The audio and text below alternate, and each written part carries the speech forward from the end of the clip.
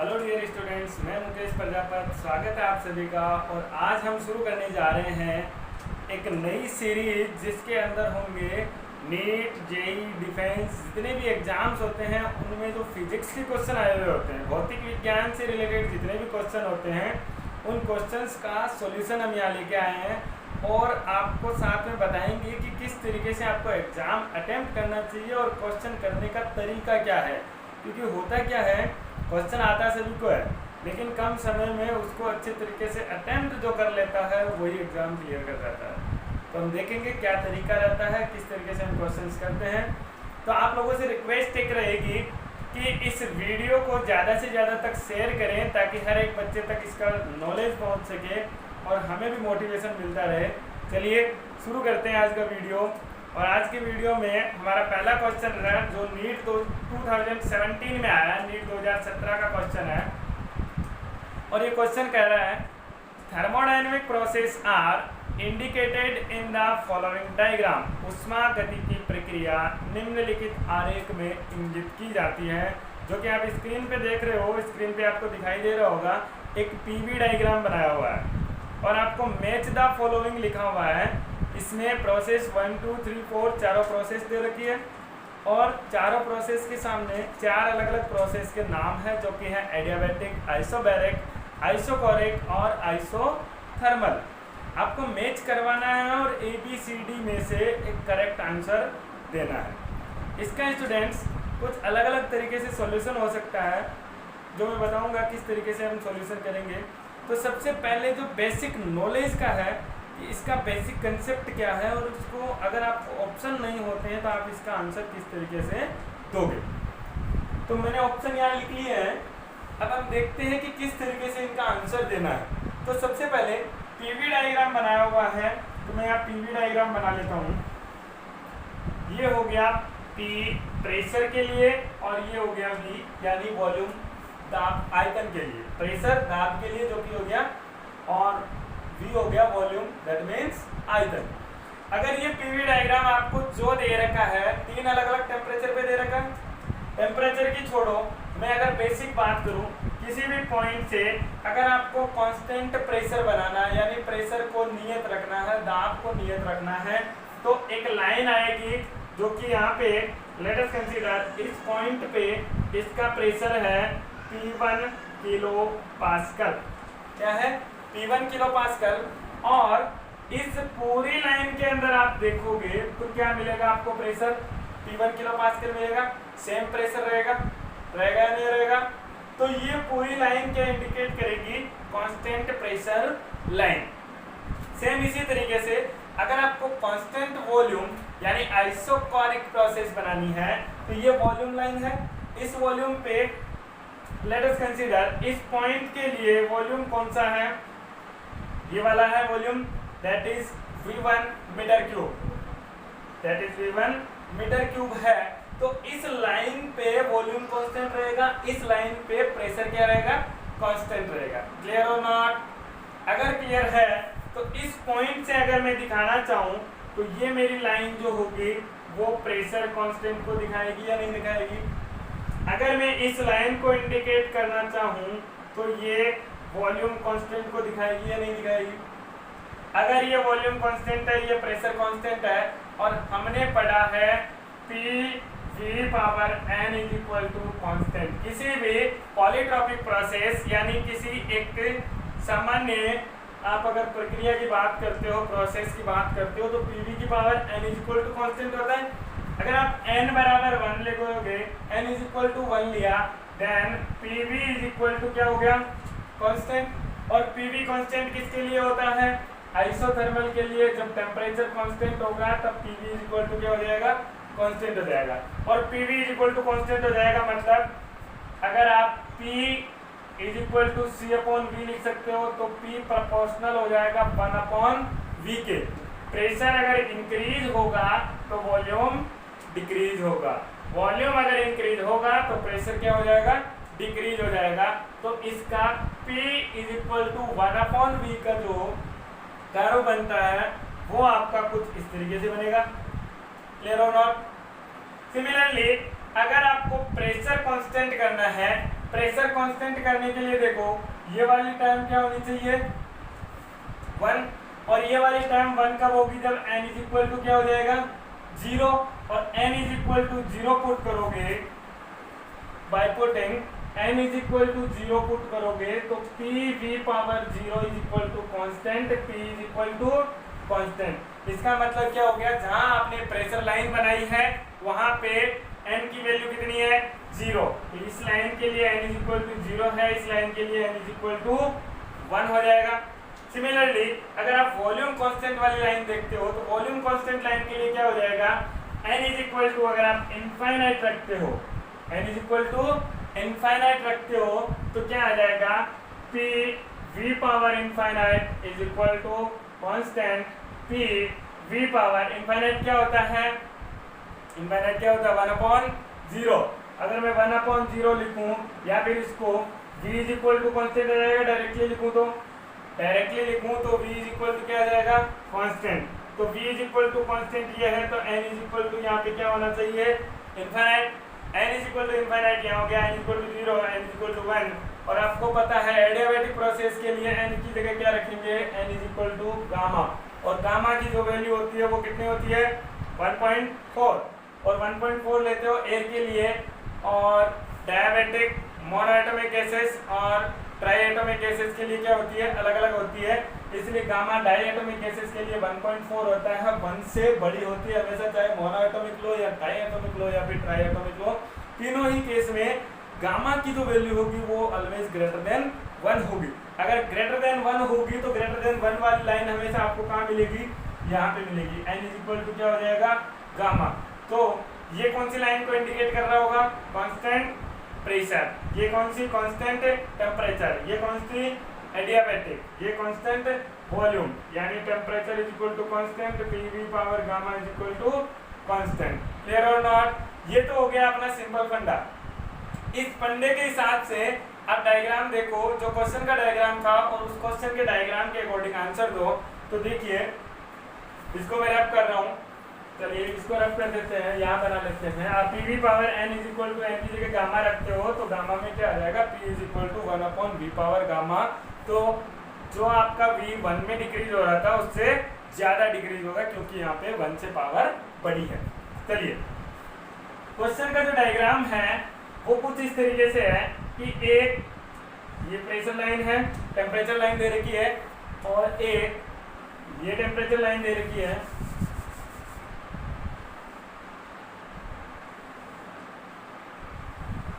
ये तीन temperature line दे रखी है और इन तीनों टेम्परेचर लाइन पे एक पॉइंट लेकर के ये दे रखा है, ये दे रखी है प्रोसेस और एक प्रोसेस ये दे रखी है और एक प्रोसेस इससे ये दे रखी है। तो स्टूडेंट्स ये क्वेश्चंस बहुत ही ज्यादा सिंपल है।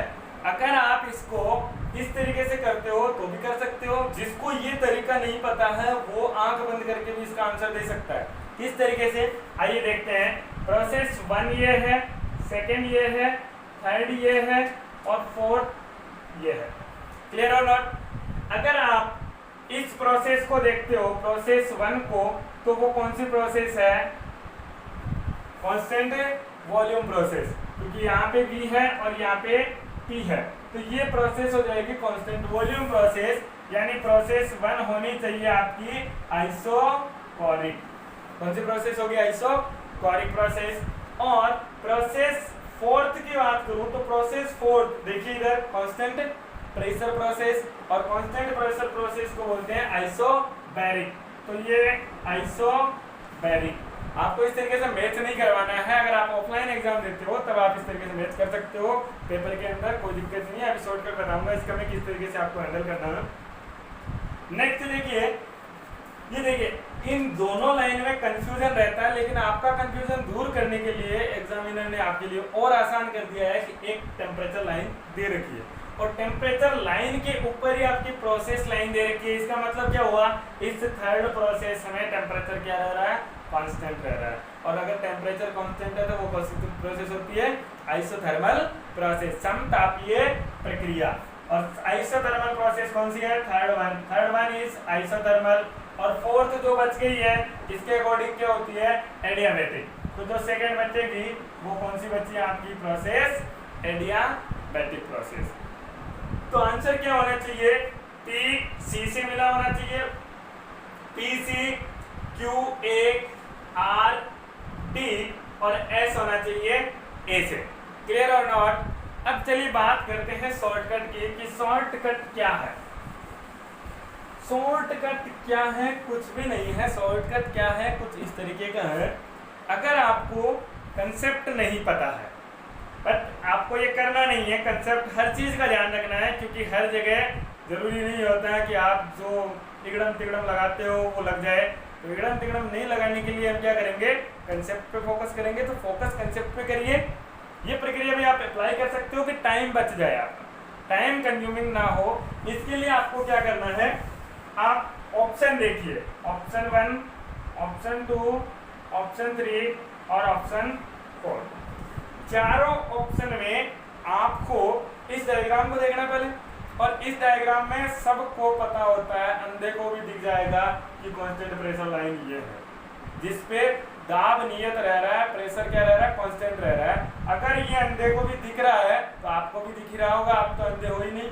अगर अंधे नहीं हो तो फिर देखो यहाँ पे, और ये प्रोसेस दे रखी है फोर्थ नंबर।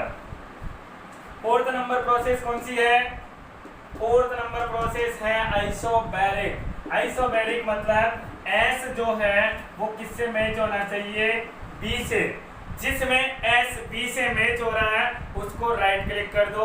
ऑप्शन देखो जो आपको स्क्रीन पे दिखाए जा रहे हैं, उस ऑप्शन में लिखना एस को बी से टिक करने पे ये 1 और 2 दो ऑप्शन राइट होते हैं, तीसरा ऑप्शन गलत हो गया, चौथा ऑप्शन गलत हो गया। क्लियर है। लेकिन अभी भी हमारे पास में 2 है, इसमें हिट एंड ट्रायल नहीं लगाना है। यहाँ देखिए दूसरा जो अंधे को दिखने वाली प्रोसेस है वो ये कह रही है कि यहाँ पे वॉल्यूम है वो नियत रह रहा है, वॉल्यूम कांस्टेंट है। अगर ये वॉल्यूम कांस्टेंट है तो कांस्टेंट वॉल्यूम वाली प्रोसेस होती है आइसोकोरिक। और आइसोकोरिक प्रोसेस कौन सी है इसके अंदर, प्रोसेस 1। इसको दे रखा है प्रोसेस फर्स्ट। अगर ये प्रोसेस 1 है और ये आइसोकोरिक है तो P को मैच होना चाहिए C से। P मैच हो रहा है सेकंड में, थर्ड में और फोर्थ में। फर्स्ट गलत हो गया, फर्स्ट ऑप्शन क्या हो गया, गलत हो गया। इधर देखो ये कह रहा है गलत, ये कह रहा है सही, तो मतलब गलत। ये कह रहा है सही, ये कह रहा है गलत, तो गलत। ये कह रहा है सही, ये कह रहा है सही, तो सही, ये गलत। तो ऑप्शन नंबर सेकंड क्या हो जाएगा, आपका आंसर हो जाएगा। क्लियर है। ये भी एक तरीका आप अप्लाई कर सकते हो, और बहुत ही इजी क्वेश्चन है प्रोसेस का, इसमें कोई भी डिफिकल्टी नहीं है, आप आसानी से इसको सॉल्व कर सकते हो अगर थोड़ा सा दिमाग लगाओ तो। 2017 का है, 4 मार्क्स का क्वेश्चन है। क्लियर है। नेक्स्ट क्वेश्चन देखते हैं हम।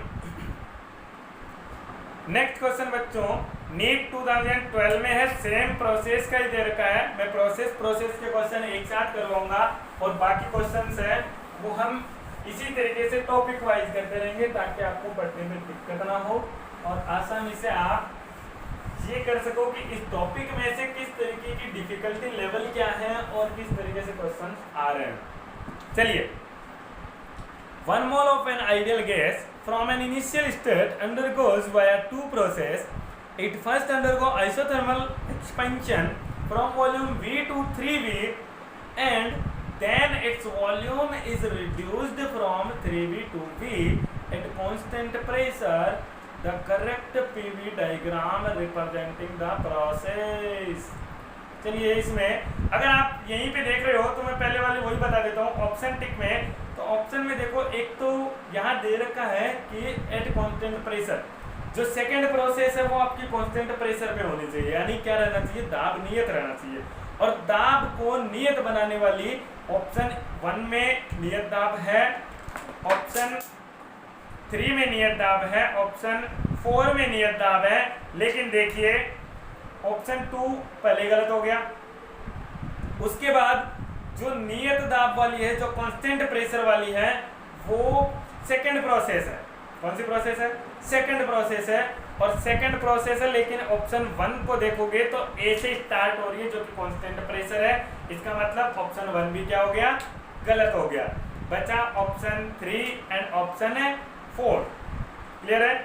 अब देखिए ऑप्शन 3 वैसे गलत हो गया क्योंकि आइसोथर्मल प्रोसेस ऐसे कॉन्स्टेंटली नहीं चलती है, तो राइट आंसर क्या हो जाएगा ऑप्शन 4। लेकिन हम करके देखते हैं, चलिए करके देखते हैं क्या दे रखा है। ऑप्शन प्रोसेस दे रखी है तो आप प्रोसेस बनाओ, ये वॉल्यूम, ये प्रोसेस प्रेशर पी। पहली प्रोसेस दे रखी है ए से स्टार्ट करना है, तो ये पॉइंट हो गया ए से, लेकिन ये कैसे पता चलेगा कि यहीं से स्टार्ट हो रही है, इसलिए आपको 2 पॉइंट दे रखे, वॉल्यूम के 2 पॉइंट दे रखे हैं। पहला बोला है V2 3V, यानी फर्स्टली वॉल्यूम कितना है V, फाइनली कितना हो जाएगा 3V। ये तो क्लियर है, V पहले आएगा 3V बाद में आएगा। तो V पे पॉइंट A है, इससे अगर मैं इसको क्या करूंगा एक्सपैंड करूंगा, एक्सपेंशन प्रोसेस दे रखी है। अगर ये एक्सपेंशन प्रोसेस नहीं होती, कंप्रेशन होती तो ऊपर की तरफ जाता, एक्सपेंशन है इसलिए नीचे की तरफ आएगा। तो एक्सपेंशन में फैलेगा तो दाब क्या हो जाएगा, प्रेशर कम पड़ेगा और आयतन क्या हो जाएगा, बढ़ जाएगा, यानी वॉल्यूम इंक्रीज होगा। ये बी पॉइंट आ जाएगा, क्लियर है। बी पॉइंट ये नहीं आएगा, बी को इसने फाइनल पॉइंट बोला क्वेश्चन में एग्जामिनर ने, इसलिए हम इसको पॉइंट कोई सा भी दे दो, 1 2 3 सी, जो भी आपको मर्जी हो जो देना हो, XYZ दे दो। सेकेंड प्रोसेस यहीं से शुरू होती है, जो कि 3V से कंप्रेस करेगी कहाँ तक, वॉल्यूम V तक, but at a constant pressure. देखिए उसमें लिखा हुआ है then its volume is reduced from 3V to V at constant pressure. और कांस्टेंट प्रेशर एक कांस्टेंट लाइन होती है, जो कि एक इस तरीके की लाइन होगी, जिस लाइन पे प्रेशर क्या रहेगा, कांस्टेंट रहेगा। तो इस ए वाली लाइन से देखो, ये V जो मिल रहा है इस पॉइंट से लेकर के यहाँ तक क्या रहेगा, कांस्टेंट प्रेशर। पहली प्रोसेस ये वाली, सेकंड प्रोसेस ये वाली। ये कर्व है, ध्यान रखना, ये एक सीधी लाइन नहीं है, स्ट्रेट लाइन नहीं है, ये कर्व है।